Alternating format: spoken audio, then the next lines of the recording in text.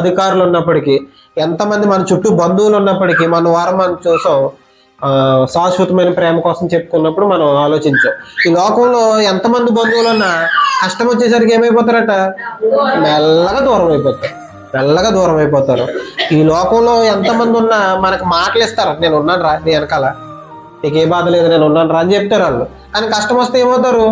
మెల్లగా దూరం అయిపోతారు. కానీ దేవుడు నీ వెనక నేను ఉన్నాను అని చెప్పాడంటే చివరి వరకు నీతోనే ఉంటాడు.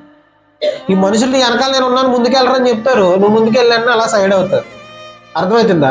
దేవుడు మాట ఇచ్చాడంటే ఖచ్చితంగా నీ వెనక నేను ఉన్నాను, ప్రతి విషయాన్ని నేను చూసుకుంటాను అని నీకు మాట ఇచ్చాడంటే, వాగ్దానం చేశాడంటే, ఆ వాగ్దానం చేసిన దేవుడు నమ్మదగిన వాడు చివరి వరకు నీతోనే ఉంటాడు.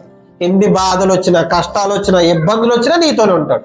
ఆయన వాగ్దానం చేశాడంటే ఖచ్చితంగా ఉంటాడు. ఆయన అబద్ధం ఆడ నేరని దేవుడు. అలాంటి దేవుని